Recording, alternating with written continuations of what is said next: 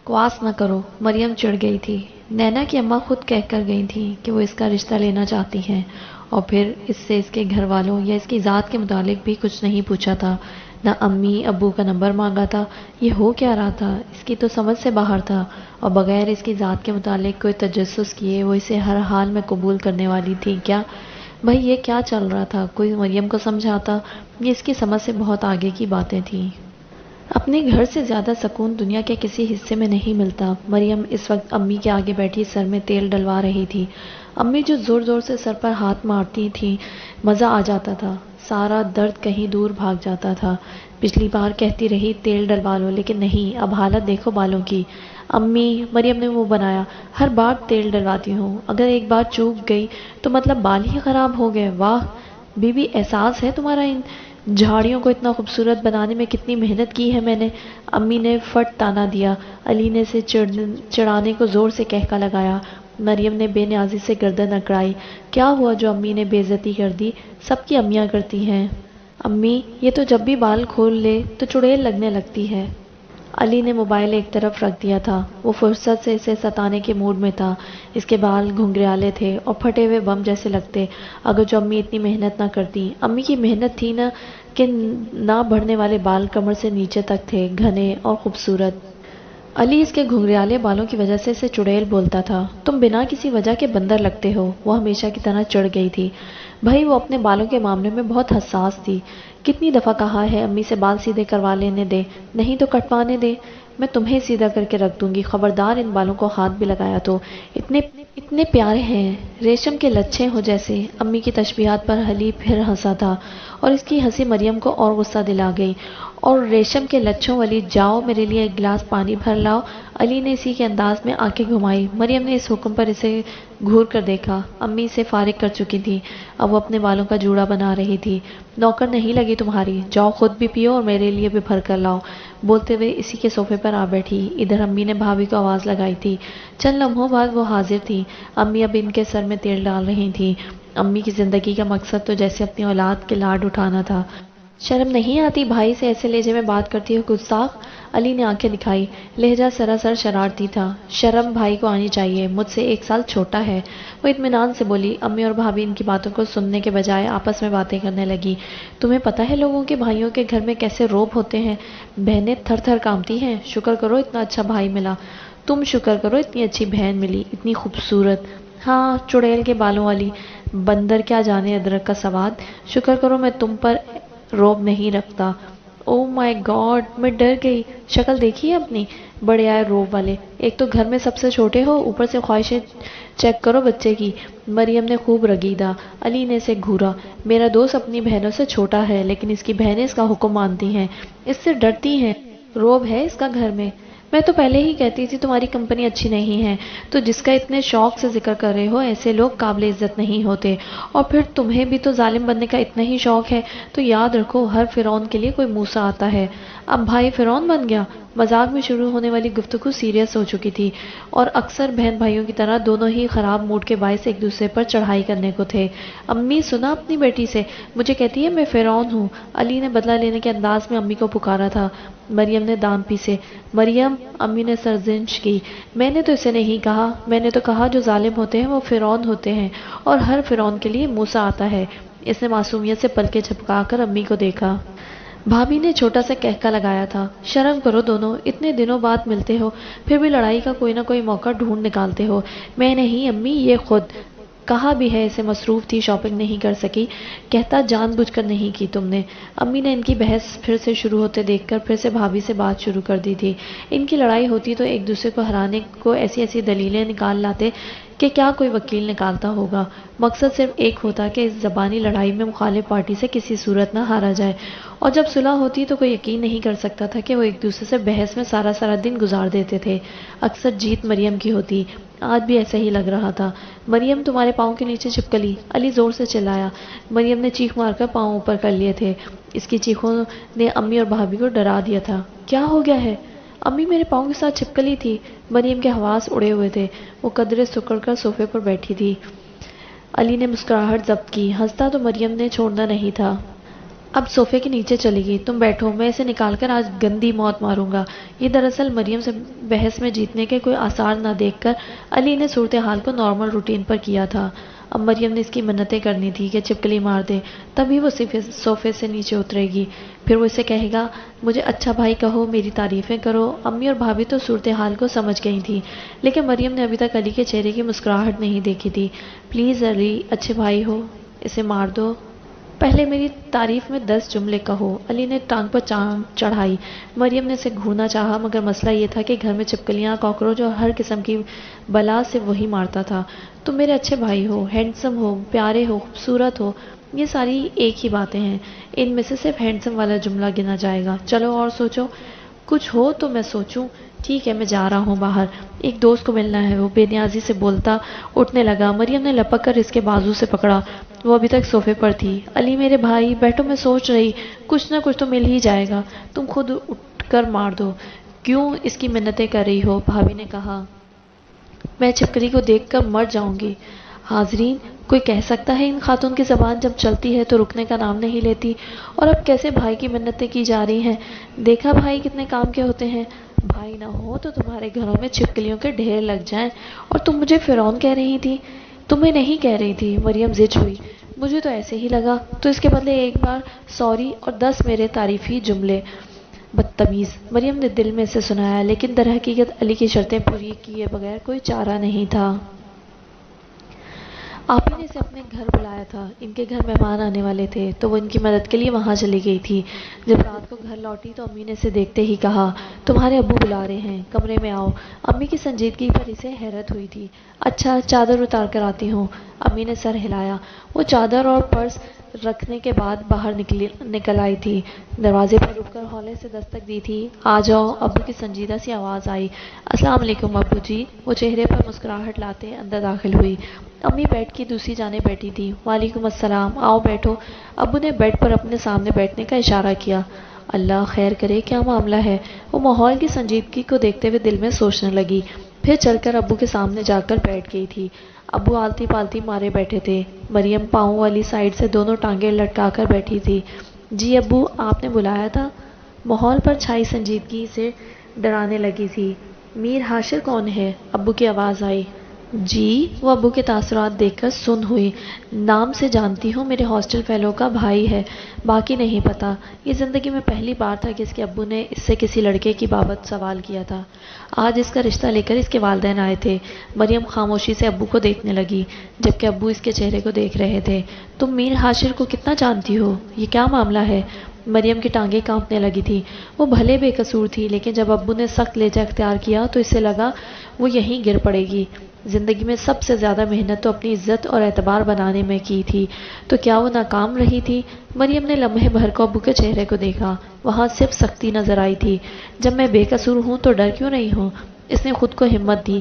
پھر اس نے ابو کو ہوٹل والے واقعہ سے لے کر حاجہ بی بی کے ہاسٹل آنے تک کی ساری باتیں بتا دی تھی. اس دوران ابو اور امی کی نظریں اس کے چہرے پر جمی رہیں. اس کی پھپھو نے تمہیں کیوں سنا دی اتنی؟ امی کو یہ سن کر غصہ آیا تھا, کیونکہ ان کے خیال سے ان کے بھتیجے کے انکار کے پیچھے میرا ہاتھ ہے, اس لیے. واقعی؟ امی کیا ہو گیا ہے, میں آپ کو ایسی لگتی ہوں؟ وہ روحانسی ہو کر رو دینے کو تھی. ابو نے امی کو دیکھ کر سنزش کی. بیٹا, آپ کی امی کی بات کا مطلب یہ نہیں تھا. ابو, میں نے ہمیشہ اپنی اور آپ کی عزت کا خیال کیا ہے. میں آپ کو کیا ایسی لگتی ہوں؟ بولتے ہوئے اس کا لہجہ بھرا گیا. امی ابو کی اس عدالت نے اس کا دل دکھا دیا تھا. ارے نہیں میرا بچہ. ابو نے آگے بڑھ کر اس کا سر تھپ تھپایا. مریم نے پلکیں جھپک کر آنکھوں کو دھندلاہٹ کم کرنے کی کوشش کی. اس معاملے میں تم سے پوچھنا ضروری تھا, اس لیے پوچھا. اور پوچھنے کا مطلب یہ نہیں کہ تم پر اعتبار نہیں ہے. ہم صرف اس فیملی کے متعلق جاننا چاہتے تھے جو آج رشتہ لے کر آئے ہیں, کہ وہ کیسے لوگ ہیں اور تم انہیں کتنا جانتی ہو, اور تمہاری ان کے بارے میں کیا رائے ہے. میں زیادہ نہیں جانتی. چند دن پہلے ہی ان کے گھر گئی تھی, وہ بھی آخری وقت پر مسئلہ ہو گیا تھا, اور ان کے بیٹے سے بھی 1-2 بار سرسری ملاقات ہوئی ہے, اور وہ مجھے اس میں پسند نہیں آیا. وہ نظریں جھکائے رہی. اب اس کا لہجہ متوازن تھا. برا لڑکا ہے؟ ابو نے سوال کیا. مریم جانے کو تھی بھلا کب اس کی ابو سے اس طرح کے ٹاپک پر بات ہوئی تھی. اچھا, برا تو پتہ نہیں, بس مجھے مغرور لگا. اس معاملے میں تمہاری کیا رائے ہے؟ انہیں دوبارہ بلائیں؟ آپ ہی کے رشتے کے وقت امی نے ان سے یہ سوال پوچھے تھے. اسے نہیں معلوم تھا کہ اس سے ابو پوچھیں گے۔ شرم کے مارے اس کی ٹانگیں مزید کانپنے لگی تھیں، لیکن خود کو پورا اعتماد ظاہر کرنے کو اس نے سر اٹھا کر امی ابو کو دیکھا۔ جو آپ کو مناسب لگے ابو جی، آپ کا فیصلہ حرف آخر ہے۔ میں جاؤں؟ وہ بات ختم کر کے بس بھاگنا چاہتی تھی۔ ہاں جاؤ۔ اجازت ملتے ہی وہ تیزی سے باہر کو آئی۔ 2 دن ہی گزرے تھے کہ ابو نے اسے پھر طلب کر لیا تھا اور اس بار اس کے کزن کے رشتے کی بابت پوچھا تھا۔ اپنے کزن کا نام سنتے ہی اس کے اندر غصے کی لہر اٹھی تھی۔ وہ خاموشی سے ابو کی بات سنتی رہی، جو کہہ رہے تھے کہ اپنے بہت بہتر ہوتے ہیں، لیکن پھر بھی وہ اس کی رائے جاننا چاہتے ہیں۔ اور اس دوران ابو نے لمحہ بھر کو بھی اس سے نگاہیں نہیں ہٹائی تھیں۔ اسے سمجھ نہیں آیا یہ بے اعتباری تھی کہ واقعی یہ ضروری تھا۔ 2 دن پہلے کسی انجان بندے کا رشتہ آتا ہے تو اس سے بلا کر پوچھتے ہیں کہیں اس میں اس کا ہاتھ تو نہیں، اور پھر 2 دن کے بعد ہی اس کے بھتیجے کا رشتہ آتا ہے اور ابو کہتے ہیں کہ وہ اپنا ہے اور بہتر ہے۔ تو کیا ابو یہ سمجھ رہے تھے کہ پہلا رشتہ وہ لائی تھی، یعنی اس کی پسند تھا، تو اس سے باز رکھنے کو متبادل اس طریقے سے پیش کیا تھا کہ بیٹی یہ بھی نہ سمجھے کہ باپ اعتبار نہیں کرتا اور اس رشتے سے پیچھے ہٹ جائے۔ اسے بہت دکھ ہوا تھا یہ سوچ کر ابو اس پر شک کر رہے ہیں، یا شاید سب باپ ایسے ہی بیہیو کرتے ہیں۔ وہ سر جھکائے سوچے جا رہی تھی، یا شاید ابو ایسے نہ سوچ رہے ہوں، میرا وہم ہو یہ، ابو ویسے ہی مجھ سے رائے مانگ رہے ہوں۔ وہ خود کو جواز دے رہی تھی، اپنی فضول سوچوں کو رد کر رہی تھی۔ تمہاری کیا رائے ہے؟ ابو نے گیند اس کی کورٹ میں ڈالی۔ ابو مجھے حمزہ نہیں پسند، اس کے علاوہ آپ جہاں میری شادی کرنا چاہیں۔ ابو جو کرسی کی پشت سے ٹیک لگائے بیٹھے تھے ایک دم سے سیدھے ہوئے۔ کیا مطلب؟ مطلب مجھے حمزہ سے شادی نہیں کرنی، اس کے علاوہ کہیں بھی۔ اس سے کیوں نہیں؟ اس کے علاوہ کون؟ وہ بہت بار میرا راستہ روک کر مجھے تنگ کر چکا ہے، اس لیے مجھے نہیں پسند وہ۔ تم نے پہلے کیوں نہیں بتایا؟ پوری بات بتاؤ، کیا ماجرا ہے؟ جب سے اسلام آباد میں پڑھنا شروع کیا اس نے مجھے تنگ کرنا شروع کیا۔ اس کے خیال سے میں گھر سے دور رہنے لگی ہوں تو میں اچھی لڑکی نہیں ہوں۔ وہ یہ نہ کہہ سکی کہ وہ اسے آوارہ کہتا تھا، راستہ روک کر فضول جملے کستا تھا، اور پھر کہتا میں تم سے شادی کر کے تمہارے سارے کسبل نکال دوں گا۔ اوہ مریم عالم! ابو کا تو اتنا سچ سن کر ہی چہرہ سرخ ہو گیا تھا۔ مریم سر جھکائے بیٹھی تھی۔ تم نے مجھے بتایا کیوں نہیں؟ مجھے لگا بات بڑھ جائے گی اور جب پھیلے گی تو خامخواہ مجھ پر کیچڑ آئے گا، بھلے میرا قصور نہ ہو۔ تمہاری امی کو معلوم ہے؟ نہیں، گھر میں کسی کو نہیں بتایا میں نے، بس پہلے سے زیادہ احتیاط شروع کر دی۔ چاچو کے گھر جانا چھوڑ دیا ہے اور یہاں اکیلے کہیں نہیں جاتی، ہمیشہ علی چھوڑ آتا ہے اور لے آتا ہے، اور جب حمزہ گھر آتا ہے تو میں اپنے کمرے میں ہی رہتی ہوں۔ پاگل دھی! ایسی باتیں باپ سے بھی کوئی چھپاتا ہے؟ تم بتاؤ گی نہیں تو ایسے تو ہم ساری زندگی سام کو گھر میں آنے دیتے، اور اپنے گھر میں تم کیوں قید ہو جاتی تھی؟ مجھے معلوم ہوتا تو میں اس کا آنا جانا ہی بند کر دیتا۔ اور پاگل بچہ، ایسی باتیں چھپائی جاتی ہیں اور وہ بھی ماں باپ سے؟ مجھے نہیں تو اپنی امی کو بتا دیتی کم از کم۔ گھر والوں کو معلوم ہونا چاہیے کہ کون ان کے بچوں کا دشمن ہے تاکہ کسی بھی نقصان سے بچ سکیں۔ میرا بچہ! ابو نے اٹھ کے اس کے سر کو چوما تھا اور کتنی دیر اس کے سر پر ہاتھ رکھے کھڑے رہے۔ مریم نے ابو کے پیار کو محسوس کر کے خود کو اپنی تھوڑی دیر پہلے والی سوچوں پر ملامت کی تھی۔ وہ اس کے ابو تھے، اور ماں باپ جب کچھ پوچھتے ہیں تو اس کا مطلب بے اعتباری نہیں ہوتا، اور اگر ہو بھی تو اپنی ایمانداری سے پھر ان کا دل جیت لینا چاہیے۔ میرا پیارا بچہ! پاگل! ابو سر کو چومتے اور پھر کہہ اٹھتے۔ مریم کو ڈھیروں سکون اپنے اندر اترتا محسوس ہوا تھا۔ تحفظ کی فضا قائم ہو گئی تھی۔ ابو ہر سوال کو بھول کر بیٹی کو کمفرٹ کرنے کی کوشش کرتے رہے۔ پھر وہ ہنستے ہوئے ابو کے کمرے سے باہر آئی تھی۔ اسے نہیں معلوم تھا کہ ابو نے کیا فیصلہ کیا تھا۔ پھر مریم کے وہاں ہوتے میر ہاشر کے گھر والے 2 بار آئے تھے۔ ابو نے اپنے بھتیجے کو انکار کہہ کر میر ہاشر کے خاندان کو ہاں کہہ دی تھی۔ یہ بالکل غیر متوقع بات تھی۔ اس کے چاچو ناراض ہونے لگے تھے، حتیٰ کہ امی تک اس فیصلے سے راضی نہیں تھی۔ ان کے خیال سے اپنے شہر میں ہی بیٹی کی شادی کرنی چاہیے تھی، اتنی دور بھیجنے کی ضرورت ہی کیا تھی؟ اگر بھتیجے کا رشتہ پسند نہیں تھا تو کوئی اور اچھا رشتہ آ جاتا۔ ابھی مریم کی عمر ہی کیا تھی؟ لیکن ابو نے امی کی سارے اعتراضات کو رد کر دیا تھا۔ ویسے بھی وہ اپنے خاندان کی پہلی لڑکی تھی جس کی دوسرے شہر شادی ہو رہی تھی۔ ان کے ہاں ایسا نہیں ہوتا تھا، اپنے غیر جہاں بھی ہوتا، لیکن اپنے ہی شہر میں بیٹی دی جاتی تھی، اس لیے ان کے گھر میں تقریباً سبھی خوشی کے اس موقع پر عجیب ہی محسوس کر رہے تھے۔ اب کیا تم اتنی دور چلی جاؤ گی؟ آپی اور علی دونوں اداس لگ رہے تھے۔ اس نے کندھے اچکا دیے۔ وہ کیا کہہ سکتی تھی؟ ابو کا فیصلہ تھا۔ اچھی فیملی ہے، گھر بھی دیکھ آیا ہوں، لڑکا بہت ہی اچھا ہے، اور یہ بھی کہہ دیا ہے کہ مریم ان کے آبائی شہر کے بجائے اسلام آباد رہے گی۔ تم سمجھو کہ جیسے وہ پڑھنے گئی ہوئی ہو، ہر ماہ ملنے آتی رہے گی جیسے اب تک آتی رہی ہے۔ ابو امی کو دھیمی آواز میں سمجھا رہے تھے۔ وہ جو امی کے پاس آ رہی تھی انہیں باتیں کرتے دیکھ کر پلٹ گئی تھی۔ میں تو اس انتظار میں تھی کہ 2 سال بعد لوٹ آئے گی، آپ تو ہمیشہ کے لیے اسے پردیسی کر رہے ہیں۔ لڑکا بہت اچھا ہے، مجھے بہت پسند آیا ہے، وہ خوش رہے گی وہاں، بھلے دور ہوگی مگر خوش ہوگی۔ اتنے اچھے رشتے کو دوری کی وجہ سے تو رد نہیں کر سکتے۔ آج کے دور میں پھر فاصلے اتنے نہیں کہ ملنے میں سالوں لگ جائیں۔ امی ابو کی میٹنگ جاری تھی۔ ابو کے ہاں کرتے ہی اگلے دن وہ لوگ رسم کرنے آ گئے تھے، اور جب باقاعدہ رسم کرنے آئے تو اتنا ڈھیروں سامان، مریم کے گھر والوں کے لیے بھی تحفے تھے جسے اس کی امی نے بہت اصرار کے باوجود بھی قبول نہیں کیا تھا۔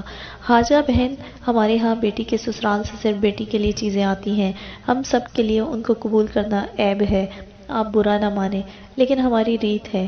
حاجرہ بی بی کیا کہتی، وہ خود بھی جانتی تھی ان کے ہاں بھی تو ایسا ہوتا تھا، لیکن وہ بیٹے کی خوشی میں اپنے سمندیوں کو بھی تحفے دینا چاہتی تھی جو حسب توقع قبول نہیں کیے گئے تھے۔ مریم، تمہاری ساس تو لگتا ہے پورا اسلام آباد لوٹ لائی ہیں یار۔ بھائی میری شادی بھی بہت اچھی ہوئی تھی، لیکن تمہاری ساس تو پہلی رسم پر اتنا کچھ لے آئی ہیں۔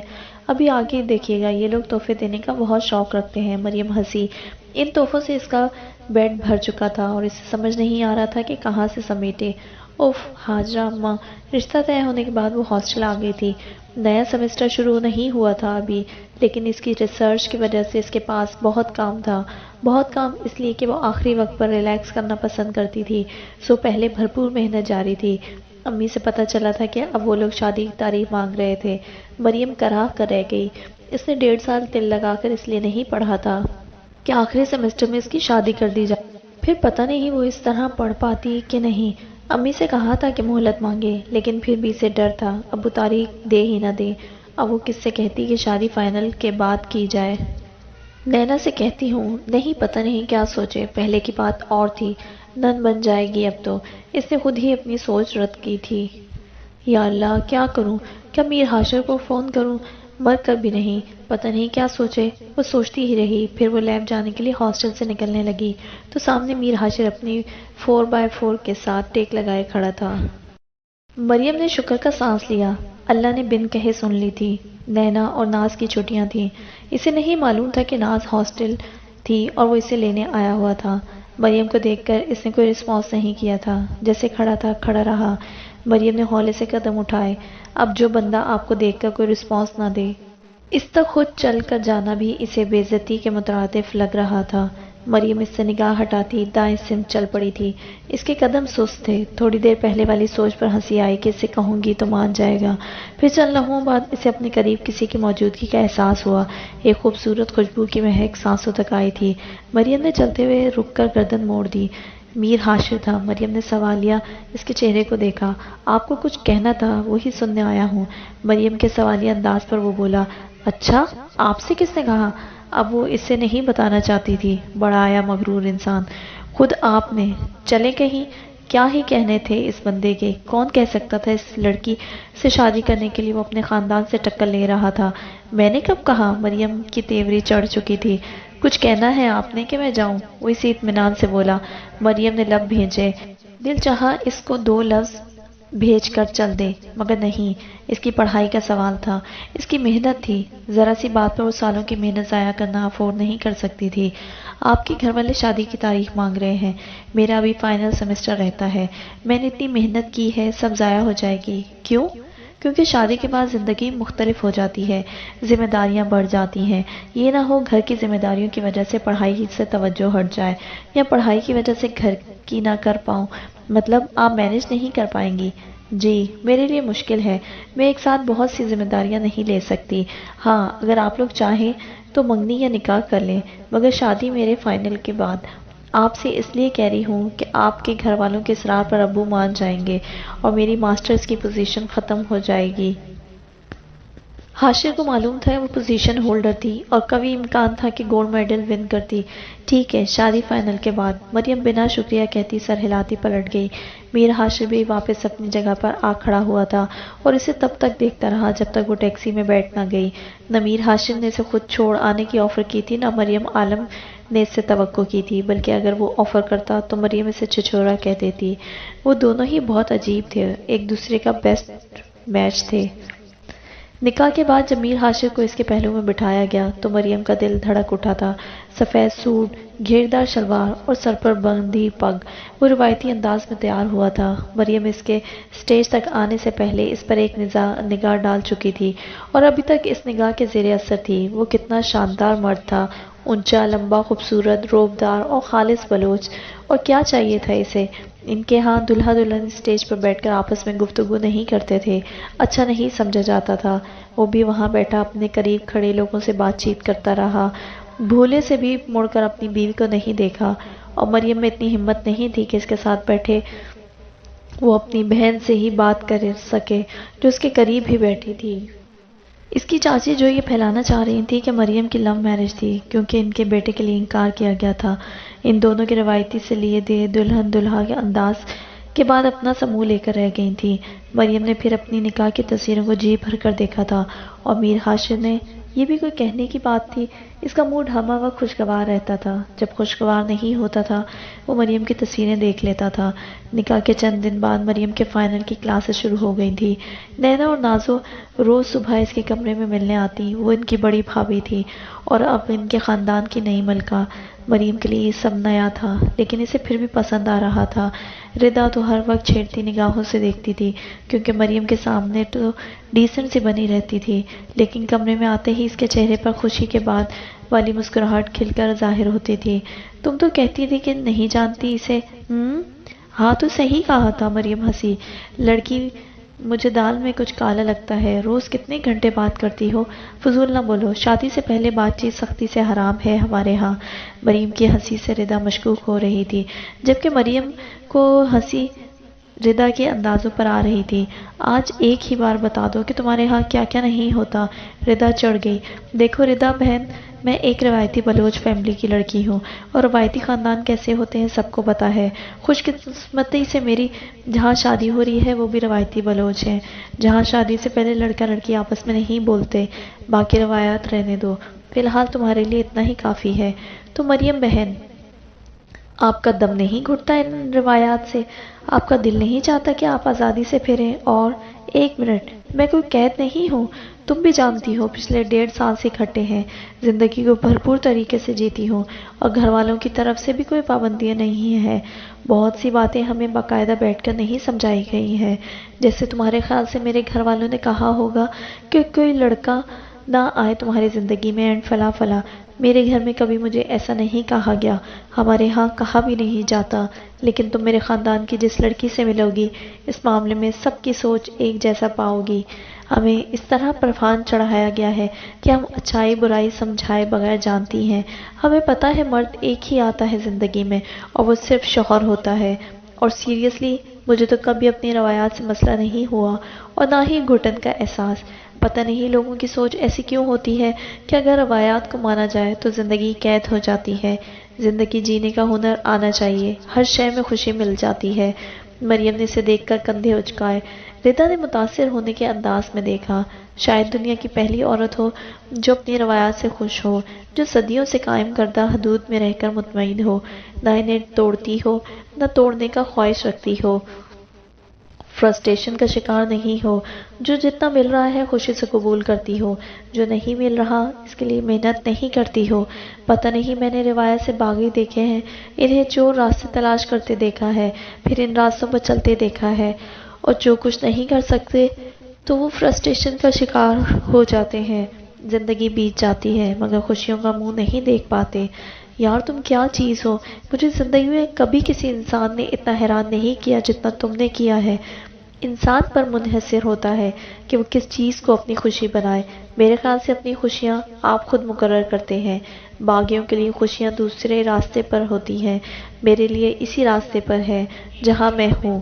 میں عام سی لڑکی ہوں، میرے اندر اتنا لڑنے کی طاقت نہیں ہے، اور لڑوں تو کس لیے، سب تو مل رہا ہے۔ جو نہیں مل رہا یقیناً اس میں بھی بھلائی ہوگی۔ ردا نے بے ساختہ سے گلے لگا لیا۔ بعض دفعہ مجھے بہت افسوس ہوتا ہے، بلکہ دل دکھتا ہے۔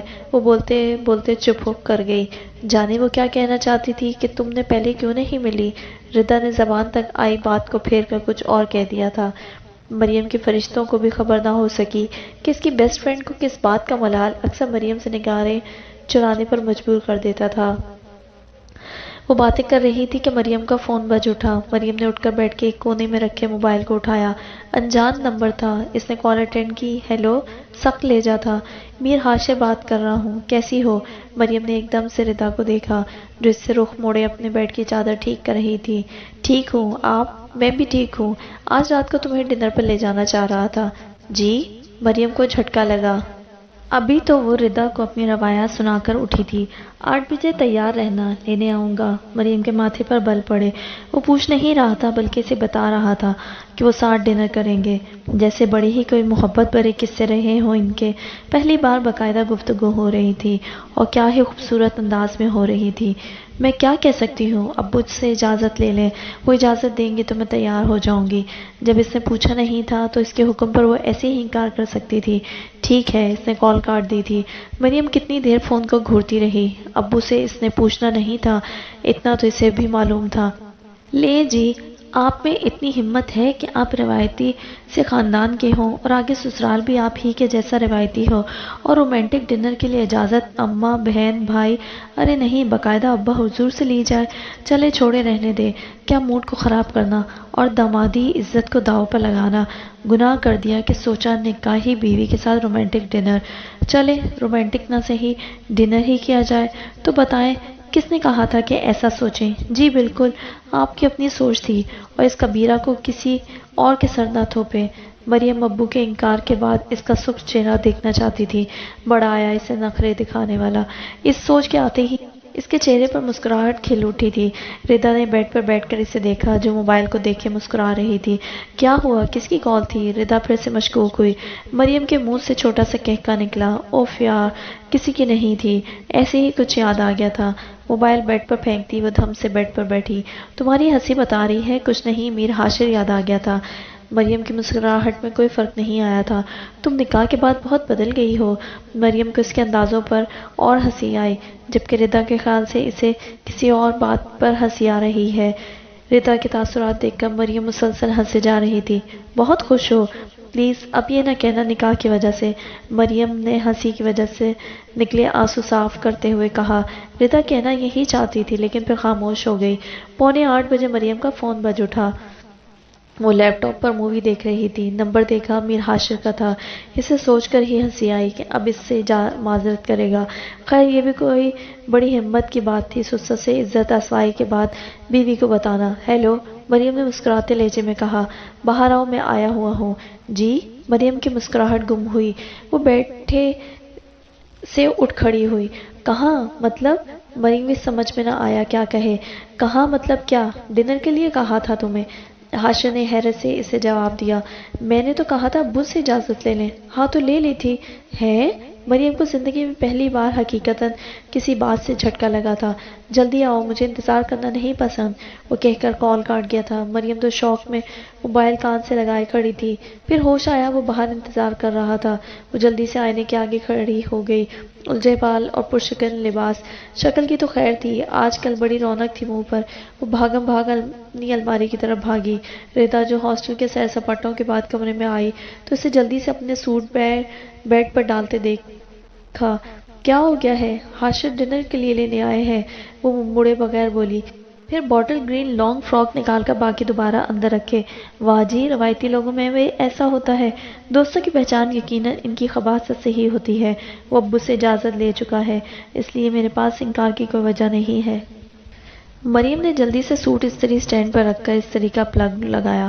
ہٹو تم، باقی تیاری کر لو۔ ردا نے اس کے ہاتھ سے سوٹ لے لیا تھا۔ مریم نے جلدی سے منہ دھو کر بالوں کو آدھا سلجھا کر پھر سے باندھ لیا تھا۔ سوٹ پہن کر ریڈ شیڈ کی لپسٹک لگا لی تھی۔ ردا نے تو اسے چھیڑے جا رہی تھی، لیکن مریم کے پاس جواب دینے کا وقت نہیں تھا۔ اس کا موبائل پھر سے بج اٹھا۔ جی، اس نے جواب دیا، کانوں میں ٹاپس ڈال رہی تھی۔ میں نے 8 بجے کا کہا تھا۔ اس کا لہجہ ناراض سا تھا۔ مریم نے کلائی پر بندی گھڑی پر نگاہ ڈالی۔ ابھی 2 منٹ رہتے ہیں، مریم نے آرام سے جواب دیا۔ ہاشم نے فون کان سے ہٹا کر گھورا اور پھر کال کاٹ دی۔ مریم نے ساس کی دی ہوئی چادروں میں سے ایک نکال کر اپنے انداز سے لی تھی۔ اوہو، ردا نے اسے چھیڑا۔ اس طرح چادر لینے کے باوجود بھی آج وہ اچھی لگ رہی تھی۔ میں تو سمجھتی تھی تم تو بالکل بونگی ہوگی۔ ردا کی زبان رکنے کا نام ہی نہیں لے رہی تھی۔ ہاں، چادر لینے کا مطلب یہی ہوتا ہے نا کہ آپ کو یہ بھی پتہ نہیں کہ شوہر سے ملنے کیسے جاتے ہیں۔ ردا اس طنز پر کھلے دل سے مسکرائی تھی۔ وہ اب بیڈ پر بیٹھی اپنی ہیل کی سٹریپس بند کر رہی تھی۔ لڑکی ہر بات جھٹکے ہی دیتی ہو، آج بتا دو کیا ہو تم۔ مریم پاؤچ میں موبائل ڈالتی اس کی بات کا جواب دیے بنا باہر بھاگی تھی۔ دنیا کے سب سے حیرت انگیز مخلوق مریم عالم۔ ردا اس کے پیچھے بولی تھی۔ مریم بنا پلٹے ہاتھ ہلاتی چلی گئی۔ وہ تیزی سے سیڑھیاں اتر رہی تھی۔ وہ دیر سے جا کر یہ ثابت نہیں کرنا چاہتی تھی کہ وہ ان پاگلوں میں سے ہے جو دیر سے آنا فخر سمجھتے ہیں۔ اور ویٹنگ روم تک جاتی لمبی راہداری کو عبور کرتے سے یاد آیا، ابو سے تو اس نے اجازت نہیں لی تھی۔ اف، ابو کیا سوچتے۔ اس نے جلدی سے موبائل نکالا، ابو کو میسج کیا، پھر ایک ایک سیکنڈ گن رہی تھی، ابو جی جواب دیں۔ پھر اس نے کال کر لی تھی۔ دل دھک دھک کر رہا تھا، شرم کے مارے عجیب حالت ہو رہی تھی۔ وہ اپنے خاندان کی پہلی لڑکی تھی جو شادی سے پہلے شوہر کے ساتھ باہر جا رہی تھی۔ ابو نے کال اٹینڈ کر لی تھی۔ سلام دعا کے بعد وہ مدعے پر آئی تھی۔ وہ ابو جی، ہاشم نے ڈنر کا کہا ہے۔ اس کا لہجہ سوالیہ تھا۔ جاؤں کہ نہیں؟ ہاں، مجھ سے پوچھا تھا اس نے، جاؤ۔ کال کاٹ کر وہ اپنے حواس قابو کرنے کی کوشش کرتی رہی۔ اس کے ہاتھ ہلکے ہلکے کانپ رہے تھے۔ مریم نے دونوں ہاتھوں کو چہرے پر پھیرا۔ یہ ہونکوں والے تاثرات گم کرنے تھے۔ پھر لمبی لمبی سانسیں بھر کر چہرے پر سنجیدگی طاری کرتی وہ بلڈنگ سے باہر آئی تو وہ لان میں ہاسٹل وارڈن کے ساتھ باتیں کرتا نظر آیا۔ یہ تو باہر کھڑا تھا۔ مریم بڑبڑاتی اس کے قریب گئی، پھر ہاسٹل وارڈن کو الوداعی الفاظ کہتے وہ آگے ہوا۔ مریم سے تو کوئی بات ہی نہیں کی تھی۔ پھر چلتے ہوئے رکا اور اس کے قریب آ کر اس کے دائیں ہاتھ کو اپنے بائیں ہاتھ میں مضبوطی سے پکڑ لیا۔ مریم نے حیرت سے اپنے ہاتھ کو دیکھا۔ ہاتھ تو یوں مضبوطی سے پکڑا تھا جیسے صدیوں کے یارانے تھے، جیسے محبت بڑے بچھڑے دل عرصے بعد ملے ہوں۔ اس کا ہاتھ پکڑ کر وہ آگے چلتا جا رہا تھا۔ مریم نے بھی ہاتھ چھڑانے کی کوشش نہیں کی تھی۔ پھر گاڑی میں سے بٹھایا تھا اور جب وہ ہوٹل میں جانے لگے تب بھی گاڑی سے اتر کر اس نے مریم کا ہاتھ اسی طرح پکڑ لیا تھا۔ دیکھنے سے لگتا تھا کہ بہت ہی محبت تھی، جبکہ مریم کا دل جل چکا تھا، یہاں وہاں کی باتیں ہی کرتا رہا تھا۔ ایک بار بھی اس کی تعریف نہیں کی تھی۔ سڑا ہوا انسان۔ وہ ہوٹل کے اوپن ایریا میں ایسی ٹیبل کے گرد بیٹھے تھے جہاں سے نیچے کا پورا اسلام آباد نظر آ رہا تھا۔ پھر اس سے باتوں میں اسے یاد ہی نہیں رہا کہ اس نے تعریف نہیں کی تھی۔ ان دونوں کی گفتگو عام سی باتوں سے شروع ہوئی تھی اور دنیا جہاں کا ہر موضوع آ گیا تھا۔ کچھ ذکر نہیں تھا تو بس اپنی ہی باتوں کا۔ بس ایک بات جو مریم نے محسوس کی تھی کہ ہاشم کی نظریں بس اسی پر رہی تھیں۔ تعریف کا شکوہ بھی دم توڑ گیا تھا۔ جب ہاشم سنجیدگی سے گفتگو کرتا رہا تو وہ بھی اسی کے جیسے پکاؤ تاثرات لیے بیٹھی رہی۔ جب گفتگو کے دوران ہاشم نے چہرے پر مسکراہٹ سجائی، کبھی ہنس دیتا تو اس نے دیکھا اس کی بیوی بھی اس کی طرح تھی۔ جب وہ ہنسا تھا تو اس کے بھی چہرے پر نرمی آ گئی تھی، نپی تلی ہنسی۔ ہاشم کے اندر ڈھیروں کہکے ابل رہے تھے۔ وہ جانتا تھا کہ وہ کیا کر رہی تھی۔ جتنا تم ہنسو گے میں بھی اتنا ہی۔ میں کوئی تم سے ملنے کو مرے جا رہی تھی کہ تمہاری باتوں پر کہکے لگاؤں۔ اگر اسے خود معلوم ہوتا کہ وہ کیا چیز تھی تو وہ اپنی ہی محبت میں مبتلا ہو جاتی۔ واپسی تک وہ اپنی باتوں تک آ چکے تھے۔ اتنی مصروفیات بندے کو تھکا دیتی ہیں، آپ مصروفیات کم کریں اپنی۔ وہ اس کا ہاتھ پکڑے ہوا تھا اور وہ اس کی فکر میں بول رہی تھی، کسی کام کو بھی نہیں چھوڑ سکتا۔ سرداری کی مصروفیات کم نہیں ہو سکتی کیونکہ علاقے میں نے ہی سنبھالنا ہے۔ بزنس میں اور بھائی بھی ساتھ ہیں، لیکن بابا جان کبھی گوارا نہیں کریں گے کہ میں بزنس بھائیوں کے حوالے کر دوں۔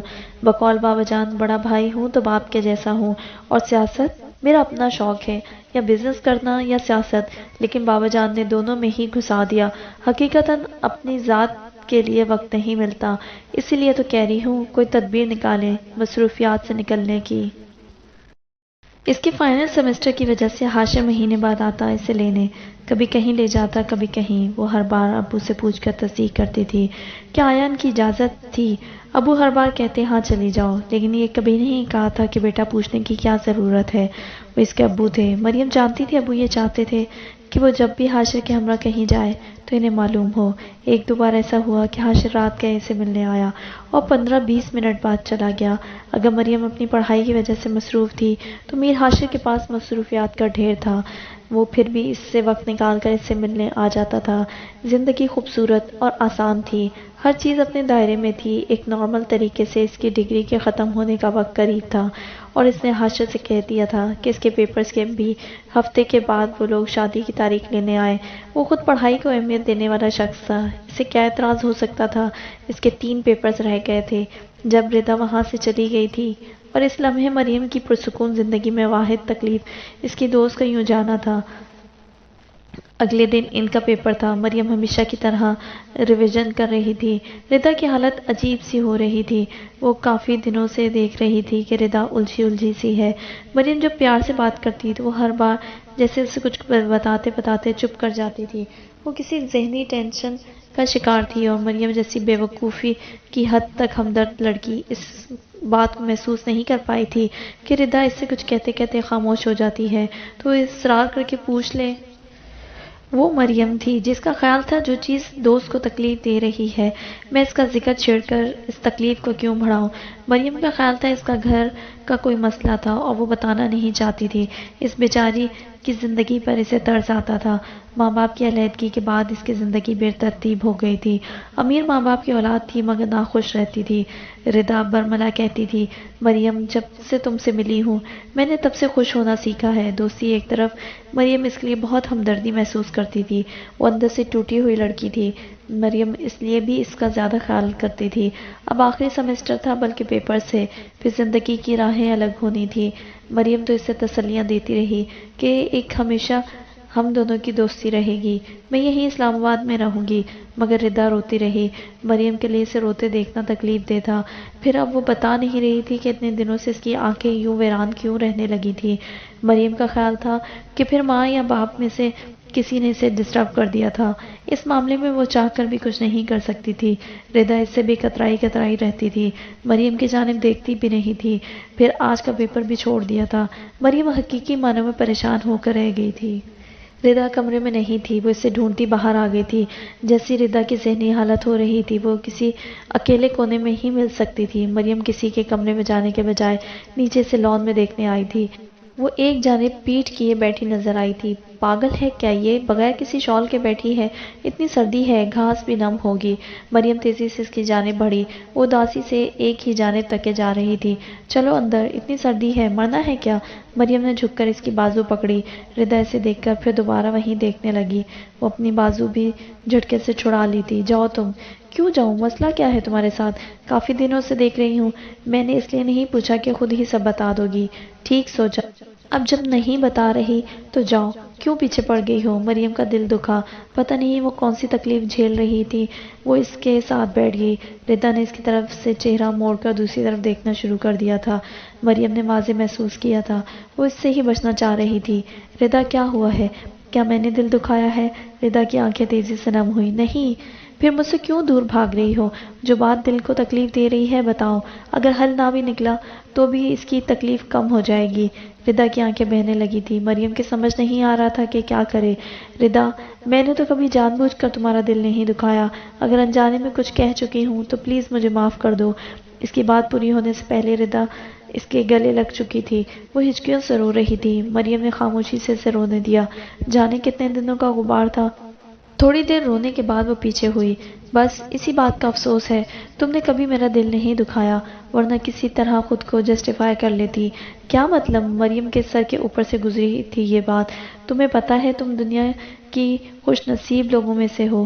گھر، چادر، چار دیواری، بہت بڑا تحفظ ہے اور بہت بڑا سکھ بھی۔ تم خوش نصیب ہو، جس گھر میں رہتی ہو وہاں کے ہر فرد کے دل میں تمہاری محبت ہے، جہاں شادی کر کے جاؤ گی وہ بھی تم سے محبت کرتے ہیں، سب اتنے خوش نصیب نہیں ہوتے۔ وہ آزردہ تھی، مریم سمجھ گئی تھی، پھر سے ماں باپ کی وجہ سے اس کی حالت ایسی تھی۔ ہو سکتا ہے تمہاری شادی کسی اچھی جگہ ہو جائے اور تمہیں بھی اچھی فیملی مل جائے، مریم نے تسلی دینی چاہی۔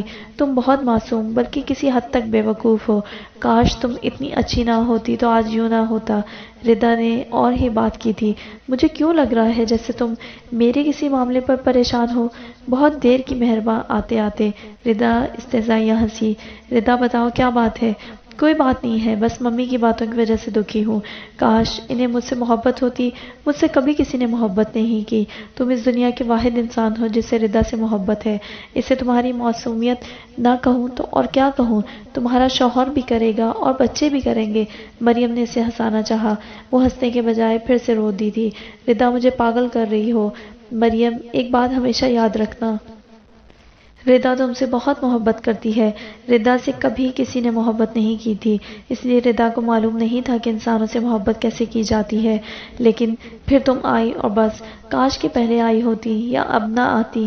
ردا کے آنسو نہیں تھم رہے تھے اور مریم کے پلے کچھ نہیں پڑ رہا تھا کہ وہ دراصل کیا کہنا چاہ رہی ہے۔ پھر مریم اسے تسلیاں دیتی، ردا کبھی ہنس دیتی، کبھی رونے لگ جاتی۔ ردا تھک کر اس کی گود میں سر رکھ کے رونے لگ گئی تھی۔ مریم بے بسی سے خود اس کے ساتھ رو رہی تھی، اس کی دوست اس قدر تکلیف میں تھی اور وہ کچھ نہیں کر سکتی تھی۔ ردا اپنے غم کی وجہ سے سردی سے بے نیاز ہو چکی تھی۔ رات کو بہت دیر سے وہ لان سے اٹھ کر کمرے میں آئی تھی۔ صبح ہوتے ہی ردا سامان باندھنے جانے کو تھی۔ مریم غصے میں تھی کہ کم از کم پیپر تو دے دیتی۔ ردا رات کی نسبت بہت بہتر لگ رہی تھی، مریم کی کوئی بات اسے روک نہ سکی۔ وہ ہاسٹل میں صرف اسی سے ملی تھی اور جاتے جاتے کہہ گئی تھی کہ شاید نہ آ پاؤں، تو مریم تم میرے لیے دعا کرتی رہنا، دعا نہ کرو تو اچھے الفاظ میں یاد کرتی رہنا۔ پھر وہ چلی گئی تھی۔ مریم تو ابھی تک اس کی حالت کو سوچے جا رہی تھی، اس سے اپنے پیپر کی تیاری بھی ٹھیک سے نہیں ہو پا رہی تھی۔ اپنا دھیان بٹانے کو اس نے نینا کے پاس جانے کا سوچا، پھر یاد آیا کہ وہ تو کل چلی گئی تھی۔ ناز اور اس کے پیپرز جب ختم ہوئے تھے جازب انہیں لے گیا تھا۔ تھک کر اس نے پھر سے کتابیں اٹھا لی تھی۔ عصر کے بعد کا وقت تھا جب ہاسٹل کی کال آئی کہ نیچے آؤ۔ مریم سکھ کی سانس لیتی اٹھ کھڑی ہوئی، ورنہ اسے لگ رہا تھا کہ اس ٹینشن میں اس کا پیپر خراب نہ ہو جائے۔ اب حاشر آ گیا تھا، خراب موڈ ٹھیک ہو جانا تھا۔ وہ دوپٹہ ٹھیک کرتی ویٹنگ روم میں آئی تھی۔ کیسی ہو؟ اس کے قریب جاتے ہی اس نے مریم کا ہاتھ تھاما۔ ٹھیک ہوں، مریم ہولے سے مسکرائی۔ لگ نہیں رہی، کہیں باہر چلے؟ نہیں، کل پیپر ہے، پڑھنا ہے بہت سارا۔ چلو ٹھیک ہے۔ پھر اسی طرح ہاتھ تھامے وہ لان میں چلے آئے تھے۔ مریم نے اس کونے کو دیکھا جہاں ردا بیٹھ کر رو رہی تھی۔ اداس کیوں ہو؟ وہ دونوں ایک طرف رکھی بینچ پر جا بیٹھے۔ ردا میری دوست، وہ رات چلی گئی ہے، پیپرز بھی چھوڑ دیے، بہت پریشان تھی وہ، بس اسی کو سوچ رہی تھی۔ کسی اور کے لیے خود کو اتنا ہلکا نہ کرو، بیمار لگ رہی ہو۔ وہ ہنستی تھی۔ یہ آپ کی محبت کرنے والے لوگ، آپ بتائیں کہاں بزی رہے؟ حاشر نے اس کی بات سن کر گہری سانس لی۔ وہی پرانی مصروفیت ہی کافی تھی کہ نئی آن کھڑی ہوئی۔ کیوں، کیا ہوا؟ مریم چونکی۔ بس جرگے کے مسئلے، تم رہنے دو، مردوں کی باتیں ہیں، آج کے بعد مصروفیت اور بڑھ جانی ہے، اس لیے سوچا تم سے مل لوں۔ پھر پیپرز کے بعد تم نے بھی گھر چلے جانا ہے، پھر شاید شادی پر ہی ملاقات ہو۔ وہ عام سے لہجے میں بول رہا تھا۔ مریم نے اس کی آخری بات پر اسی سنجیدگی سے سر ہلانا چاہا، لیکن سرخ چہرے کے ساتھ وہ نگاہ چرا گئی تھی۔ سناؤ، گولڈ میڈل ون کر رہی ہو؟ اسے بھی اس کے رزلٹ کا انتظار تھا۔ وہ ہنسی۔ ہاں انشاءاللہ۔ دیکھ لو کہیں ایسا نہ ہو انڈے ٹماٹر لینے پڑ جائیں، اس نے ابو کی طرح چھیڑا تھا۔ مریم کھلے دل سے ہنستی تھی۔ اس زندگی میں تو ایسی نوبت نہیں آئے گی۔ مریم عالم ٹاپ پر سے کم پر راضی نہیں ہوتی اور اس کے لیے جی توڑ محنت کرتی ہے۔ رومانٹک باتوں سے تو دونوں کو الرجی تھی۔ مریم کے نزدیک یہ رومانٹک گفتگو ہی تھی، مگر خیر رہنے دیں۔ حاشر نے بینچ پر بایاں بازو پھیلایا ہوا تھا، وہ بھی اسی طرف رخ کیے اس سے کچھ فاصلے پر بیٹھی تھی۔ دونوں کا رخ ایک دوسرے کی جانب تھا۔ مریم نے دیکھا آسمان لال ہو رہا تھا، یوں کہ جیسے سورج سے نکلی دھوپ نارنجی رنگ کے بجائے لال رنگ کی ہو۔ فضا میں عجیب سی بو پھیلی تھی، جانے کس چیز کی تھی؟ ناحق خون کی تھی، کسی دھوکے کی تھی یا کچھ اور تھا؟ کچھ واضح نہیں تھا۔ ہاں مگر اس دن فضا میں بو پھیلی تھی۔ ویسے موسم ٹھنڈا تھا، وہ لال سورج بھی اس سردی کو کم نہیں کر رہا تھا۔ باتیں کرتے حاشر نے اپنے دائیں ہاتھ میں اس کے ہاتھ کو پھر سے لے لیا تھا۔ وہ اس سے کوئی بات کرتے ہنس رہی تھی کہ اچانک وہ بول اٹھا، تمہیں ڈمپل بھی پڑتا ہے جب ہنستی ہو؟ وہ ایک دم سے چپ ہوئی تھی۔ اس سے دائیں گال پر بننے والا گڑھا صرف اس کے قریب بیٹھنے والے کو نظر آتا تھا اور میر ہاشم نے آج دیکھا تھا۔ ہاں، بہت مدھم سا، صرف نزدیک سے نظر آتا ہے جب ہنستی ہوں۔ وہ شرما کا ہولے سے بولی، بہت اچھا لگتا ہے۔ پھر سنو، یہ پہلی بار تھا کہ ہاشم نے اس کی تعریف کی تھی۔ مریم اس فرمائش پر ہنستی تھی۔ کیا ہو گیا ہے؟ طبیعت ٹھیک ہے؟ ہاشم کو پتا تھا مریم کے لیے اس کی تعریف غیر متوقع تھی۔ پھر جتنی دیر وہ رہا، وہ جان بوجھ کر ایسی باتیں کرتا رہا جن پر مریم ہنستی اور اس کے اس نامعلوم سے ڈمپل کو دیکھتا رہا۔ دل پتہ نہیں کیوں تمہاری طرف سے پریشان تھا، اس لیے ملنے چلا آیا، ورنہ میرے پاس تو کھانا کھانے کی بھی فرصت نہیں ہے، وہ جاتے ہوئے کہہ رہا تھا۔ تمہیں ہنستے ہوئے دیکھ کر جا رہا ہوں، دل کو اب تسلی ہے۔ وہ زبان سے محبت کا اظہار نہیں کرتا تھا، لیکن اس کی مریم کی طرف اٹھتی ہر نگاہ میں محبت ہوتی۔ اس نے مریم سے کبھی نہیں کہا تھا کہ وہ اس سے محبت کرتا ہے۔ وہ زبانی اظہار سے نابلد تھا۔ اکثر مرد ہوتے ہیں، لیکن جتنی دیر ساتھ رہتا، اسے ہی دیکھتا رہتا، اس کے ہاتھ کو تھامے رکھتا، اور پھر سیاست سے لے کر دنیا جہاں کے ہر موضوع پر بات ہوتی تھی۔ اس کے جانے کے بعد مریم کمرے میں آ گئی تھی۔ وہ اب پرسکون تھی اور چہرے کی مسکراہٹ بھی لوٹ آئی تھی۔